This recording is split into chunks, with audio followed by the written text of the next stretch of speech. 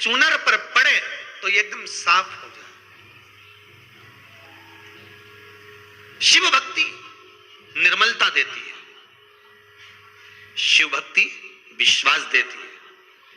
कोई आपसे पूछे कि शंकर जी की कथा सुनने से क्या मिलता है, तो आप कह देना धन दौलत की तो नहीं मालूम, संपदा और वैभव की भी नहीं मालूम, पर शिव महापुराण सुनने से विश्वास और बल मिलता है कि आगे करना क्या।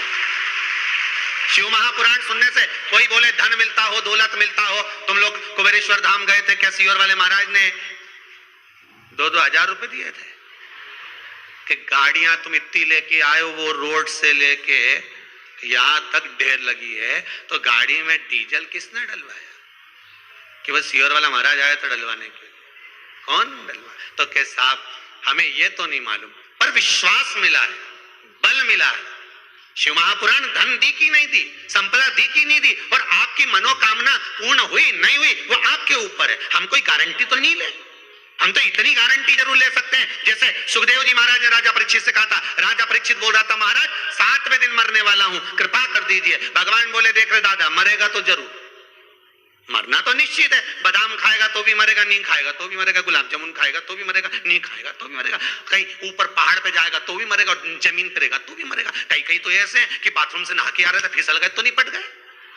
इनका क्या है? तो गारंटी तो किसी की नहीं। सुखदेव जी महाराज ने भी राजा परीक्षित से कह दिया, देख रहे राजा परीक्षित, मरना तो निश्चित है, पर तू कह कि 7 दिन बाद सांप डसने आने वाला है और मैं सांप से बच जाऊं, तो इसकी गारंटी नहीं है। आपसे भी निवेदन हाथ जोड़ कर रहे हैं, आप सोचो कि हम कुबेरेश्वर धाम आएंगे तो हमारा यह काम होना चाहिए, इसकी गारंटी नहीं है। यहाँ कोई भभूति नहीं दी जाए, ना बेल दी जाए, ना कोई अंडा उखाड़ के दिया जाए कि महाराज सीहोर वाला छू करेगा और निकल के बाहर आ जाएगा। यहाँ तो एक चीज की गारंटी है कि आप शंकर का अनुमोदन करोगे, शिव महापुराण की कथा श्रवण करोगे, और अगर विश्वास लेकर आए हो तो यहाँ तो विश्वास दिया जाता है और विश्वास लिया जाता है। यहाँ शिव के प्रति विश्वास जागृत करा जाए। एग्जाम में बैठने से पहले ही तुम सोच लो, फेल हो गया तो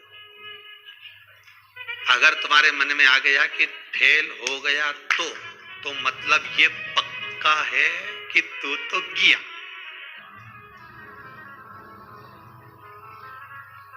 वर्णन किया गया कि पीपल के वृक्ष की जो जड़ होती है, बेलपत्री के वृक्ष की जो जड़ होती है,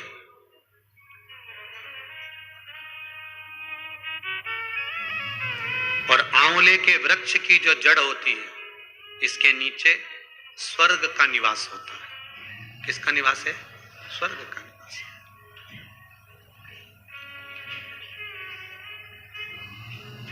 अथर्ववेद में भी कहा और छंदो उपनिषद में भी वर्णन करा।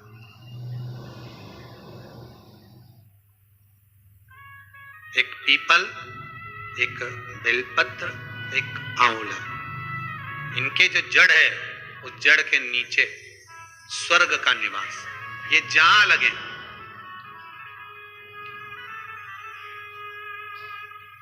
बस एक बात का ध्यान रखिए उसके लिए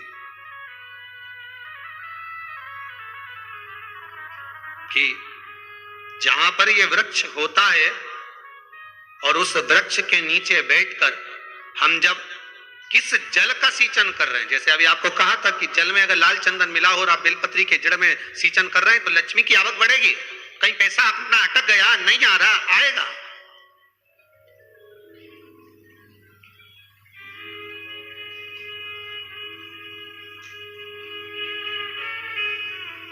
पीपल की जड़ में इत्र का जल, पीपल की जो जड़ होती है उसमें इत्र का पानी, थोड़ा सा जल, उसमें थोड़ा सा इत्र का भाग हो महाराज, और आप भगवान पीपल देव, पीपलेश्वर महादेव का स्मरण कर कर पीपल की जड़ में अगर जल चढ़ा रहे हैं, और मान लो शरीर में कोई कष्ट हो गया है, शरीर में कोई रोग हो गया है, कोई मालूम पड़े ये हाथ 4 दिन से दुख रहा है, या 4 दिन से ये नस दब गई है, या ये कमर दब रही है, तो आप 2-4 दिन कर देखो। कलश के अंदर जल, जल में इत्र का थोड़ा सा भाग, पीपल की जड़ के नीचे आप उसका सिंचन करिए पिपलेश्वर महादेव के नाम से। उस जल को थोड़ा सा भाग लेकर आ जाओ उसी में से जो चढ़ाया है, और उस स्थान पर जहां कष्ट है उसको लगाना प्रारंभ करिए। 2 दिन 3 दिन कर देखो। प्रैक्टिकल करने में क्या जाता है? सीवर वाला महाराज झूठ बोल रहा हो तो प्रैक्टिकल करने में क्या जाता है? करते रहो। जिन जिन ने प्रैक्टिकल करे उनका रिजल्ट यहां सामने है। जिन जिन ने करे, और अभी और पत्र देगा पढ़ने के लिए हो, अभी कहीं का भजन आएगा जब देख लेंगे। करते रहो। तीसरा, महाराज आंवले के वृक्ष की जड़।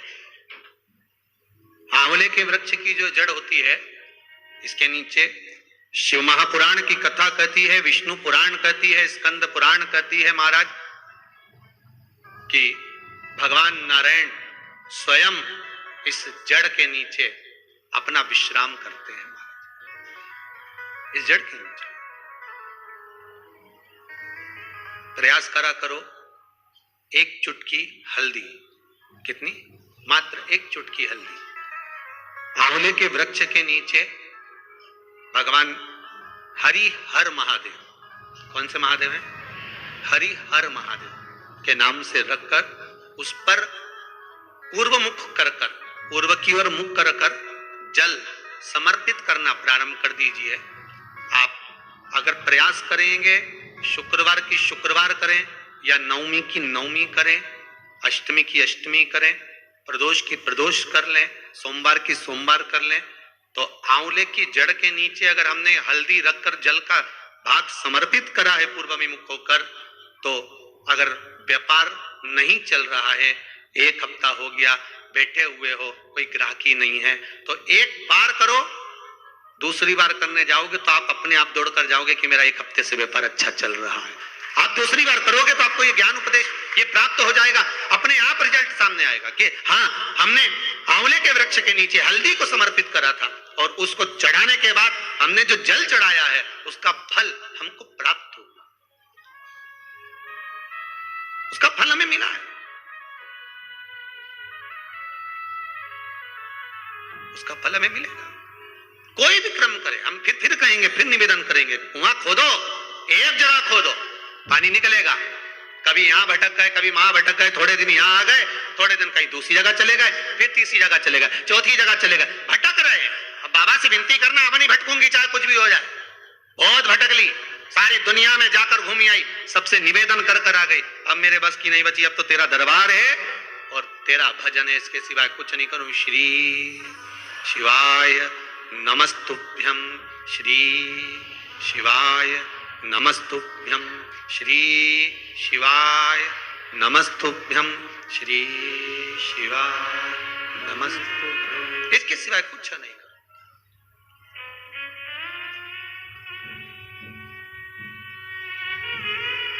हमारा भजन मूल हो जाए। एक विदल और उत्पल 2 असुर हुए। पार्वती मैया ने जो भजन करा था, स्मरण करा था, शिव मिले थे, उनकी भक्ति दृढ़ थी। विदल और उत्पल ने एक बार माता पार्वती जी को देखकर बड़े आनंद के साथ उनकी ओर लोभित हो गए, उनकी ओर आसक्त हो गए।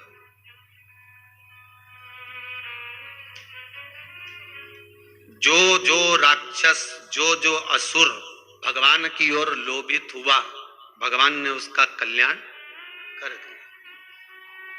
दुनिया के लोग संसार को देखकर लोभित होते हैं, ये कितनी सुंदर है, वो कितना सुंदर है, वो ऐसा है, वो वैसा है।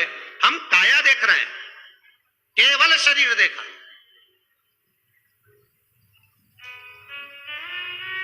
आधे से ज्यादा रिश्ते तो ये काया के चक्कर में गड़बड़ हो गए। लड़का अच्छा है ऐसा, लड़की बहुत बढ़िया है, दिखने में तो कई जोरदार। अब पहले का समय, आज का समय, पहले के जमाने में सूरत नहीं देखते थे, चरण देखते थे। आज के जमाने में चरण नहीं देखते, सूरत देखते।